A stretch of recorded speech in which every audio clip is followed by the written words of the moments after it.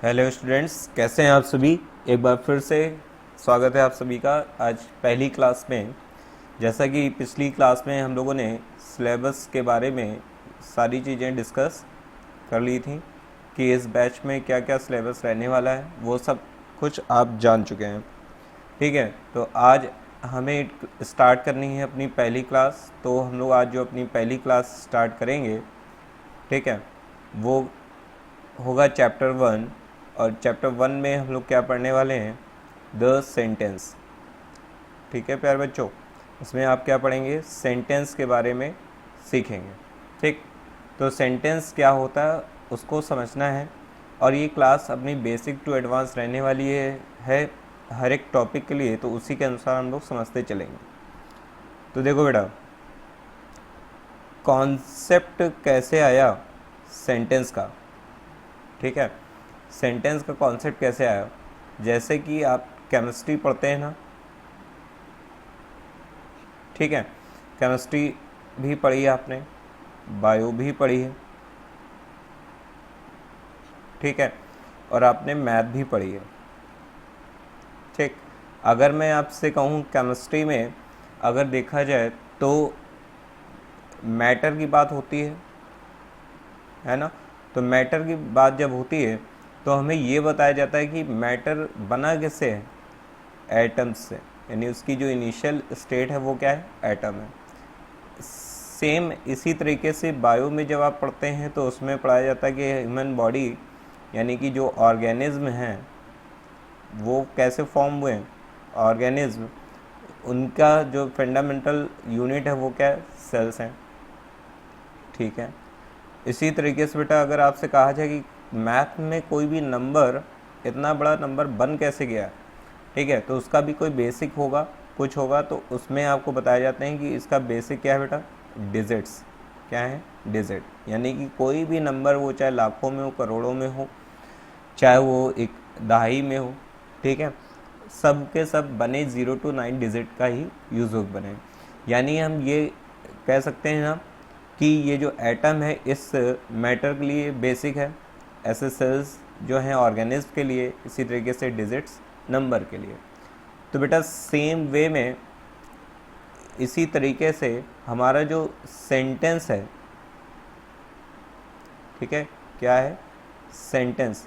ठीक है बेटा, जो सेंटेंस है ना इसका भी बेसिक यूनिट है। अब इसका बेसिक यूनिट क्या है, देखो ये इसको इसका बेसिक यूनिट अगर बात करें इनकी तरह ही, तो इसका बेसिक यूनिट है लेटर्स। क्या है, लेटर्स, जिसको आप अल्फ़ाबेट्स कहते हो। ठीक है, अल्फ़ाबेट्स। ठीक, अल्फ़ाबेट्स का मतलब क्या है कि बेटा जो आप पढ़ते हैं ना, बचपन में पढ़े होंगे, ए से लेके जेड तक के लेटर्स आपने देखे हैं, है ना। जो क्या होंगे, आपने देखा होगा कि वॉवेल और किस में डिवाइड होते हैं, कॉन्सोनेंट में। वॉवेल और किस में डिवाइड होते हैं, कॉन्सोनेंट में। ठीक है, वॉवेल और कॉन्सोनेंट में। तो ये हमारे सेंटेंस के लिए क्या है, ये हमारे सेंटेंस का जो है वो बेसिक है। सिमिलरली आई होप आपको समझ में आ रहा होगा कि इसीलिए मैंने देखो ये थोड़ा सा हट के पढ़ेंगे हम लोग, जो चीज़ें आपको समझ में आती रहें। तो इसी तरीके से बेटा जो वॉवेल है और जो कॉन्सोनेंट है, ठीक है, ये इन्हीं लेटर्स के ही पार्ट हैं। इन लेटर्स को हम 2 कैटेगरी में डिवाइड कर देते हैं। ठीक है, तो ये लेटर्स हमारा बेसिक फंडामेंटल यूनिट है किसके लिए, सेंटेंस के लिए। ठीक, अब अगर और करीब से हम लोग इसको देखें, ठीक है, तो देखिए बेटा अगर हम बात करें कि सेंटेंस जो आप देखते हैं, ठीक है, अभी हम लोग बेसिक समझ रहे हैं कि सेंटेंस आया कैसे। तो सेंटेंस जो आप बेसिक देख रहे हैं, तो सेंटेंस के लिए हमें किसकी ज़रूरत पड़ती है, वर्ड्स की। ठीक है, किसकी ज़रूरत पड़ती है, वर्ड्स की। और वर्ड्स के लिए किसकी ज़रूरत पड़ती है बेटा, लेटर्स की। ठीक है, यानी कि अगर ऑर्डर देखा जाए तो लेटर सबसे पहले, उसके बाद वर्ड्स, और फिर क्या होते हैं, सेंटेंस। और सेंटेंस से भी अगर आगे चलें तो फिर जैसे क्या हो गए, पैराग्राफ। पैराग्राफ के लिए किसकी रिक्वायरमेंट है, सेंटेंस के लिए। ठीक है, ये छोटी छोटी हैं अगर मोटी बातें। ठीक, अब यानी आप समझ गए कि जब तक हमारे पास वर्ड्स नहीं होंगे तो सेंटेंस नहीं बनेगा, और लेटर्स नहीं होंगे तो वर्ड्स नहीं बनेगा। ठीक है।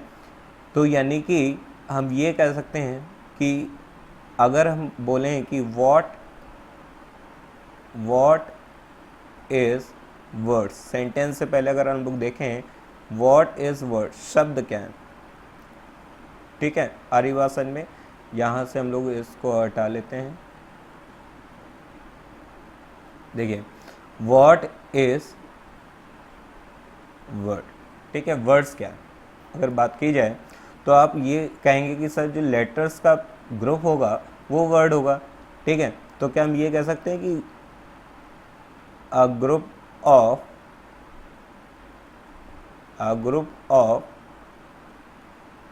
letters is called word, क्या ये कह सकते हैं?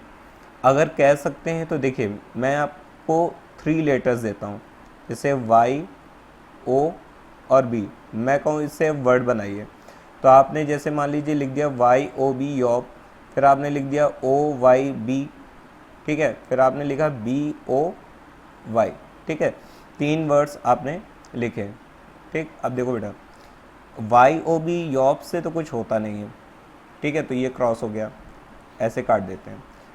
OYB से भी कुछ नहीं होता, ये भी काट देते हैं। लेकिन बॉय का एक मीनिंग है, और बॉय का मीनिंग क्या है बेटा? बॉय माने क्या होता है? लड़का होता है। क्या होता है? लड़का। तो आपने देखा कि इसका मीनिंग था, बाकी तीनों का मीनिंग नहीं है, लेकिन तीनों में ही आप ध्यान से देखिए कि ये तीनों ही ग्रुप ऑफ क्या है? लेटर्स हैं। तीनों ही लेटर्स के क्या हैं? ग्रुप हैं। लेकिन तीनों में ये 2 गलत हो रहे हैं और 1 सही हो रहा है, ठीक है बेटा। ये जो डेफिनेशन अपनी गई ना, ये पूरी फिर क्या हो जाती है? रॉन्ग हो जाती है। क्या हो जाती है? रॉन्ग हो जाती है। इसका मतलब है कि सही डेफिनेशन क्या होना चाहिए कि अ ग्रुप ऑफ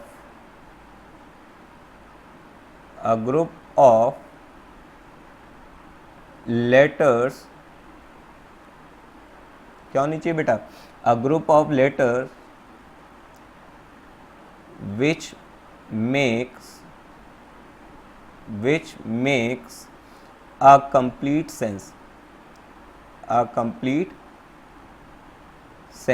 ठीक है, जिसका एक कंप्लीट सेंस हो। यानी कि लेटर्स का, यानी कि देखिए मैं बाइलिंगुअल पढ़ा रहा हूँ, लेटर्स का ऐसा समूह जिसका एक अर्थ हो, ठीक है बेटा। तो आप लेटर्स की परिभाषा ये बताएंगे, ऊपर वाला नहीं, ग्रुप ऑफ लेटर्स नहीं, क्योंकि ग्रुप ऑफ लेटर्स नहीं चलेगा अगर मीनिंग नहीं, ठीक है। इसीलिए तो देखिए दोनों ये वाले रॉन्ग हो गए, है ना, ये रॉन्ग हो गए क्योंकि ये भी ग्रुप था, ये भी ग्रुप था, लेकिन ये वाला ग्रुप नहीं था, है ना। ग्रुप है ये भी, लेकिन ये मीनिंगफुल है। ये कैसा है? मीनिंगफुल है, ठीक बेटा। कैसा है ये? मीनिंगफुल है, इसलिए क्या हो गया?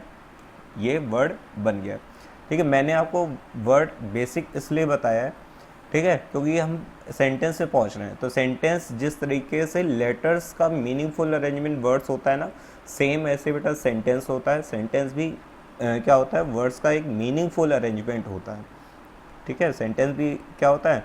वर्ड का एक मीनिंगफुल अरेंजमेंट होता है। तो अब मेन आता है अपना कि व्हाट इज सेंटेंस, ठीक है। अब मेन क्वेश्चन अपना आया कि व्हाट इज सेंटेंस, कि सेंटेंस क्या है बेटा। तो अब इसी तरीके से आप बता सकते हो ना कि अ ग्रुप ऑफ, अब लेटर्स की जगह क्या हो जाएगा? A group of words that, a group of, बोलिए, a group of words that makes a complete sense, ठीक है, इज कॉल्ड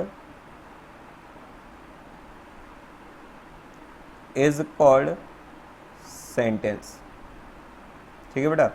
ये इसकी डेफिनेशन होगी। आई होप आप लोग को समझ में आ रहा होगा कि जैसे मैंने बताया था यहाँ पे देखिए, यहाँ पर अभी हमारे पास लेटर्स थे तो अब क्या हो गया, वर्ड हो गया। बाकी पूरी डेफिनेशन वही चली। अब क्या है, यहाँ पे वर्ड था तो क्या हुआ, सेंटेंस हो गया। तो यानी कि जो जैसे आपने देखा कि लेटर्स का मीनिंगफुल अरेंजमेंट होता है तो क्या होता है, वर्ड्स बनते हैं। ऐसे वर्ड्स का मीनिंगफुल अरेंजमेंट होगा तो क्या बनेगा, सेंटेंस बनेगा। ठीक है, सेंटेंस को बेटा हिंदी में क्या कहते हैं, वाक्य कहते हैं। ठीक है, हिंदी वाले बच्चे ध्यान दें, सेंटेंस को हिंदी में वाक्य कहते हैं, है ना। और हिंदी में अगर परिभाषा देखी जाए तो क्या होती है बेटा, शब्दों के सार्थक व सुव्यवस्थित समूह को वाक्य कहते हैं। ठीक बेटा, तो ये हो गया। अब अगर हम इसके एग्जाम्पल की बात कर लेते हैं, है ना, आप कह रहे इसकी एग्जाम्पल दीजिए। तो एग्जाम्पल में देखिए फिर से मैं आपको वही देता हूँ, 4 वर्ड देता हूँ। जैसे मान लीजिए फ्लाई है, फिर बर्ड्स, ठीक, फिर उसके बाद इन, फिर ऐसे द, फिर स्काई। अब मैंने कहा चलिए सेंटेंस बनाते हैं। तो चलिए पहला सेंटेंस हम लोग इसको अरेंज कर लेते हैं। ठीक है, तो जैसे मैंने बनाया fly birds in the sky. ठीक है, दूसरा मैंने बनाया, दूसरा बना लेते हैं। दूसरा बनाया कि बर्ड्स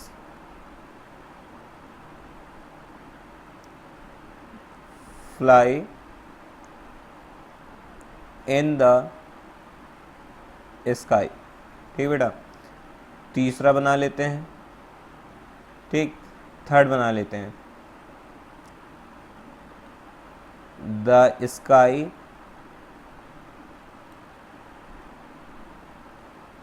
बर्ड्स इन फ्लाई। ठीक है, एक और बना लेते हैं, the sky birds fly in. ठीक है, अब देखो बेटा यहाँ से अब आप खुद समझ रहे होंगे कि गलती कहाँ पे है ना। फर्स्ट वाले में देखो, पहली चीज़ तो ये है कि ये वाला हमारा जो सेंटेंस है जिसको मैं रेड से कर रहा हूँ, ये सेंटेंस नहीं है। क्यों नहीं है बेटा, क्योंकि यहाँ पर इसका मीनिंग नहीं है। क्या नहीं है, मीनिंग। ठीक है, ये मीनिंगफुल नहीं है। ठीक है, अब ये है birds fly in the sky, यानी कि इसका अर्थ क्या है बेटा, देखो मैं आपको बताता हूँ इसका अर्थ क्या है। पक्षी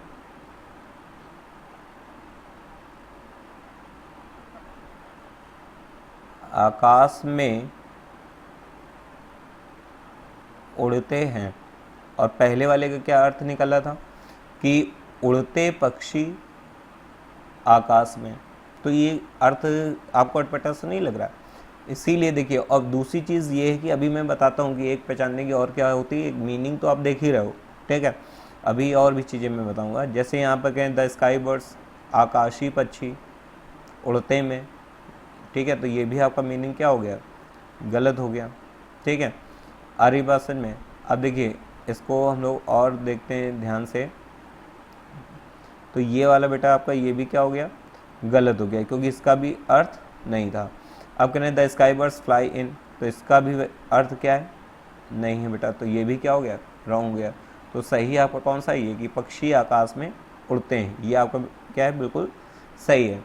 अब देखिए वैसे तो मैं आपको बाद में डिटेल में बताऊंगा, लेकिन यहीं बताता चलता हूँ कि सेंटेंस जनरली अब यहीं से टाइप का जनरेशन हो जाएगा। जनरली अगर आपको एक जनरली अगर बात करें, ठीक है, तो असर्टिव सेंटेंस अधिकतर एग्जाम्पल्स में देखने को मिल जाता है बेटा, है ना। अधिकतर क्या होता है कि एग्जाम्पल जो दिए जाते हैं वो असर्टिव सेंटेंस वाले होते हैं, तो हमें लगता है कि हाँ यही सेंटेंस है, इसीलिए बच्चा आगे बता नहीं पाता। तो सेंटेंस के काइंड्स अगर देखे जाएँ तो काइंड्स ऑफ सेंटेंस 5 होते हैं, वो तो आपको बताया ही जाएगा। जनरली अगर मान लीजिए यहाँ के लिए मैं बता दे रहा हूँ कि असर्टिव सेंटेंस, जैसे यहाँ मैंने सारे सेट किए हैं, तो असर्टिव सेंटेंस में सबसे पहले होना चाहिए एक्शन डूअर, है ना, यानी कि जिसको आप सब्जेक्ट कहते हो, ठीक है। उसके बाद यदि हेल्पिंग वर्ब हो तो मेन वर्ब और फिर ऑब्जेक्ट। ये बेटा जनरली एक सिंटैक्स होता है, रूल होता है, उसके अकॉर्डिंग हम फिट कर रहे हैं। तो यहाँ देखिए बेटा, ये रहा आपका सब्जेक्ट, छोटा सा मैं लिख दे रहा हूँ, ये है सब्जेक्ट। ये देखिए आ गई वर्ब, मेन वर्ब, है ना। उसके बाद ये देखिए पूरा क्या आ गया, ऑब्जेक्ट की जगह पे, है ना। आ रही बात समझ में? तो ये वैसे प्लेस को शो कर रहा है ना। तो अब देखिए, यानी कि हम लोग इसको ही अप्लाई करेंगे। ऐसे मैं आपको सारे सिंटैक्स बता दूंगा, तो सिंटैक्स जब पता होंगे तो अरेंजमेंट आराम से हो जाएगा। लेकिन एक्स एंड डूअर को असर्टिव में पहले रखा जाता है, ठीक है। इतनी बात आपको समझ में आ गई होगी। ये पीडीएफ आपको ऐप पे मिल जाएगी बेटा, ठीक है। आपको यही ऐप क्या करनी है, आनंदेश्वर क्लासेस, आपको गूगल प्ले स्टोर पे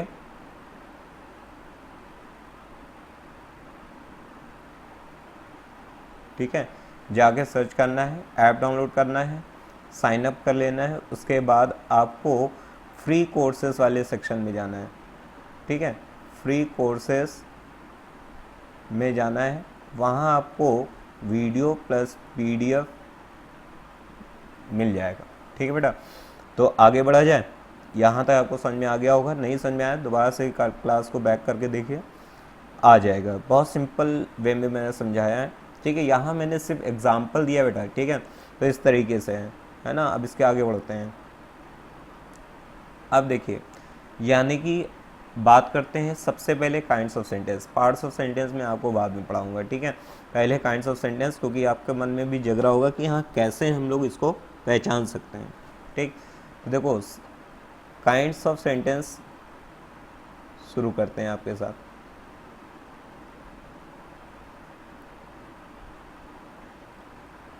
काइंड्स ऑफ सेंटेंसेस। तो देखो बेटा, काइंड्स ऑफ सेंटेंसेस क्या है ये हम लोग जान लेते हैं। तो अगर बात की जाए, पहला काइंड ऑफ सेंटेंस जो है वो कौन सा होता है, असर्टिव सेंटेंस, ठीक है। दूसरा कौन सा होता है बेटा, इंटरोगेटिव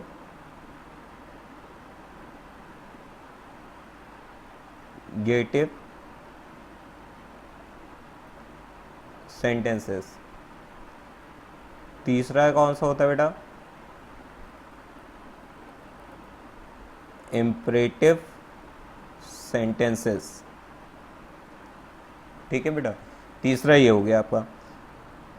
फोर्थ नंबर पे जैसे एक्सक्लेमेटरी। अब आपके मन में एक चीज़ आई होगी, आनी चाहिए, कि एक्सक्लेमेटरी बाद में इम्परेटिव पहले क्यों कर दिया। मैंने क्यों किया है, जब मैं आपको पढ़ाऊँगा तब रीज़न आपको बताऊँ क्यों किया है। फिफ्थ नंबर बेटा क्या होता है आपका, ऑप्टेटिव। अब देखिए, अगर कोई छोटी क्लास का बच्चा इसको देख रहा है तो हो सकता है उसके में अभी ऑप्टेटिव सेंटेंस ना दिया हो, है ना। लेकिन आप सारे सेंटेंस पढ़िए, ठीक है, इसमें आपको कोई नुकसान नहीं करेगा। चलो, असर्टिव सेंटेंस क्या होता है बेटा, ठीक है। असर्टिव सेंटेंस को ही हम क्या बोलते हैं, डिक्लेरेटिव, ठीक है। असर्टिव सेंटेंस को ही हम डिक्लेरेटिव सेंटेंसेस भी कहते हैं बेटा, ठीक है। अब इसके देखिए 2 पार्ट्स भी होते हैं। एक होता है अफर्मेटिव, है ना, एक होता है बेटा अफर्मेटिव सेंटेंसेस, और दूसरा होता है क्या, निगेटिव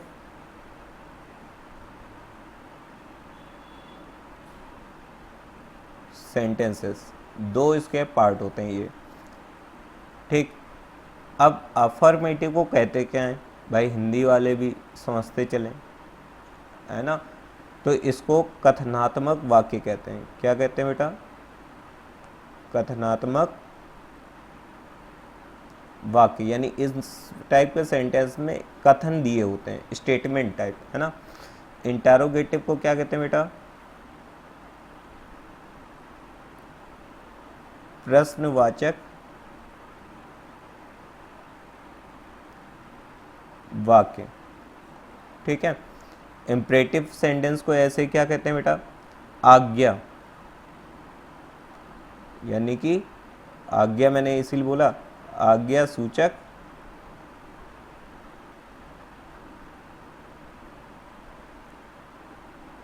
वाक्य, ठीक। इतनी बात आपको समझ में आ गई होगी। अब देखिए, उसके बाद आता है इम्परेटिव। इम्परेटिव को क्या कहते हैं बेटा? आपको पता होगा, विस्मयादि बोधक, ठीक है। या आप इसको कह सकते हो आश्चर्य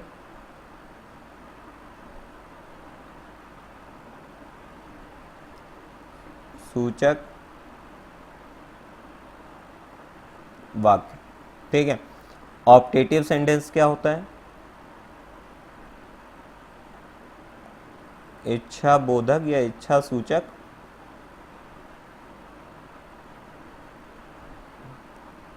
वाक्य, ठीक। और ये क्या है? ये विधानवाचक है और ये निषेधवाचक, ठीक है। ये विधानवाचक और ये निषेधवाचक, ठीक। इसको क्या बोलोगे? विधानवाचक, और ये क्या हो बेटा? निषेधवाचक, ठीक है। इसको नकारात्मक मत कहिएगा, ठीक है। इसको नकारात्मक मत कहिएगा, क्योंकि नेगेटिव तो इनके भी आ सकते हैं, ठीक है। इसलिए इसको नकारात्मक मत कहिएगा। तो ये हो गए इसके क्या काइंड्स हो गए, ठीक है। इतने होते हैं, यानी 5 प्रकार के आपको इसमें क्या पढ़ने हैं? सेंटेंस पढ़ने हैं, ठीक है। अब देखिए, सबसे पहले पहला आज हम आपके साथ डिस्कस करने जा रहे हैं, ठीक। पहला आज आपके साथ डिस्कस होगा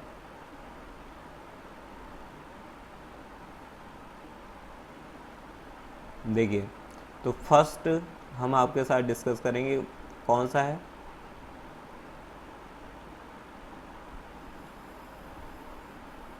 असर्टिव सेंटेंसेस,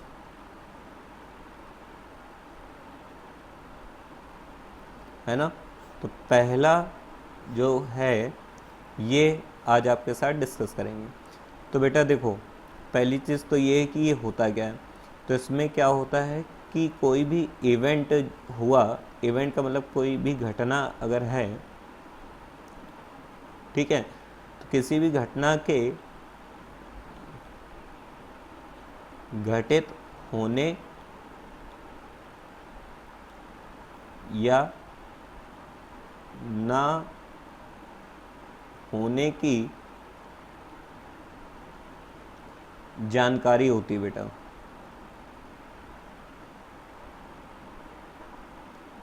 ठीक है। जैसा कि मैंने अभी कहा था कि यह सिंपल स्टेटमेंट होते हैं बेटा। क्या होते हैं? स्टेटमेंट, जिसमें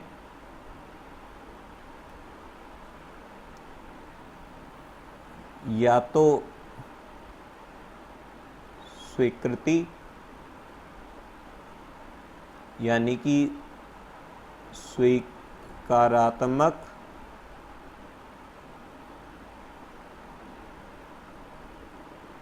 या मना यानी कि नकारात्मक होता है, ठीक है बेटा। यानी जो स्टेटमेंट है उससे या तो आपको पता चलेगा कि अफर्मेटिव होगा या तो निगेटिव। ये जो मैंने 2 चीज़ें लिख दी हैं, है ना, यही बताया कि जो स्टेटमेंट होगा वो 2 वे में होता है, या तो पॉजिटिव या तो निगेटिव, ठीक है बेटा। अब जो सबसे इम्पॉर्टेंट चीज़ है इम्पॉर्टेंट। ठीक है, देखो ग्रामर को बाइलिंगुअल जितना पढ़ेंगे ना वो उतनी डीप जाती जाएगी। ठीक है, तो इसलिए बाइलिंगुअल ही हमें पढ़ना है। ठीक है, अब देखो बेटा इसके बाद जो है आपका इम्पॉर्टेंट क्या है, इसमें इम्पॉर्टेंट ये है कि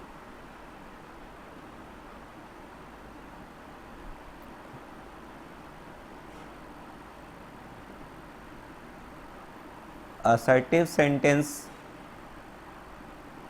में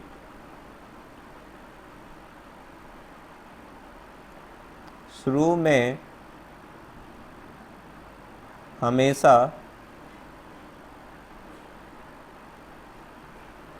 सब्जेक्ट होगा। ठीक है, स्टार्टिंग किससे होगी बेटा, सब्जेक्ट से। अंत में फुल स्टॉप होगा। ये दो चीज़ याद रखिएगा कि असर्टिव सेंटेंस जो होता है उसमें स्टार्टिंग में क्या होता है, सब्जेक्ट होता है, और लास्ट में क्या होता है, फुल स्टॉप होता है। ठीक है, इतनी चीज़ें होती हैं, है ना। अब मैं आपको यहीं पे आप पहचानोगे कैसे, तो मैं आपको सिंटैक्स बता देता हूँ।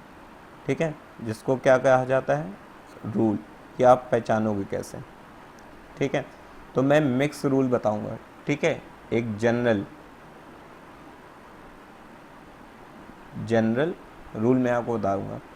तो सबसे पहले बेटा क्या होगा,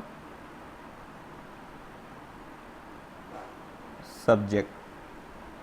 ठीक, उसके बाद यहाँ पे क्या हो सकती है, हेल्पिंग, एक सेकेंड कैपिटल ही कर दें,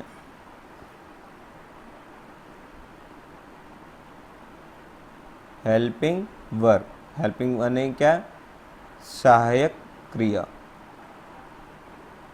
ठीक है, फिर उसके बाद आपको क्या मिल सकता है, नॉट। अगर निगेटिव होगा तो नॉट होगा अथवा नहीं होगा, यानी कि ये ब्रैकेट मैंने इसलिए लगाया है, यानी ये क्या है, वैकल्पिक है। ठीक है, आर्य भाषा में हो भी सकता है और नहीं भी हो सकता है। ठीक है, अब समझो उसके बाद क्या होगा बेटा, उसके बाद मेन वर्ब। ठीक है, उसके बाद क्या होगा बेटा, मेन वर्ब, मुख्य क्रिया। और लास्ट में क्या होगा बेटा, ऑब्जेक्ट, और अंत में फुल स्टॉप। तो ये जो आपका है, ये क्या है, ये आपका सिंटैक्स होगा, एक जनरल सिंटैक्स। ठीक है, एक जनरल सा क्या होगा, ये सिंटैक्स होगा। ठीक है बेटा, तो देखो जैसे यहाँ से आपको बॉक्स में मैं बंद किए देता हूँ। देखो बेटा ये जो आपको दिख रहा है ना, ये बॉक्स में मैंने रूल बंद किया, ये आपका होगा एक जनरल सिंटैक्स इसका। ठीक है, अब देखिए नोट यहीं पे देखिए, यदि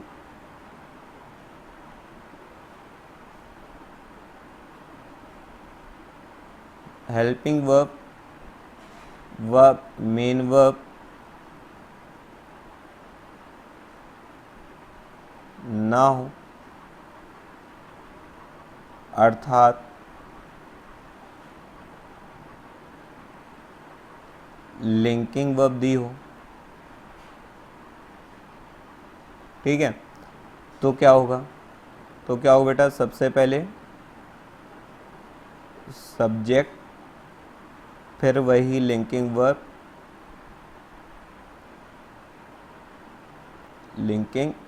वर्ब होगी, फिर उसके बाद डायरेक्ट क्या आ जाएगा, ऑब्जेक्ट आ जाएगा। ठीक है, तो ये हो जाएगा सिंटैक्स। अगर नॉट होगा तो लिंकिंग वर्ब के बाद आ जाएगा। ठीक है, आर्य भाषा में, तो फिर ये सिंटैक्स ये हो जाएगा। एक कंडीशन वाला मैंने ये बता दिया, ठीक। अब देखो जैसे हम लोग एक एग्जांपल ले लेते हैं।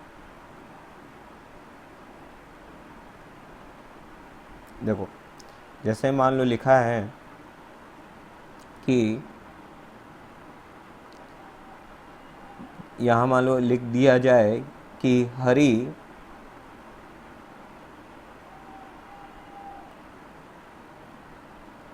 रीड्स अ बुक, ठीक है।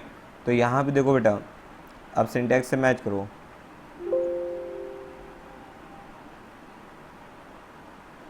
है ना, सिंटैक्स से मैच करो। ये देखो हरी दिया है ना, ये क्या हुआ, सब्जेक्ट। अब देखो हेल्पिंग वर्ब या मेन वर्ब में से पहले मेन वर्ब आ गई है, उसके बाद ये क्या हुआ, ऑब्जेक्ट। आपका सिंटैक्स से मैच हो रहा है। फर्स्ट लेटर कैपिटल, लास्ट में देखिए फुल स्टॉप भी है, इसका मतलब ये क्या हुआ, असर्टिव सेंटेंस। तो यहाँ पर नोट लिख लीजिए, सेंटेंस का पहला लेटर कैपिटल लेटर होता है बेटा, ठीक है। कैपिटल लेटर में होना ही चाहिए, चाहे वो किसी भी टाइप का हो, ठीक है।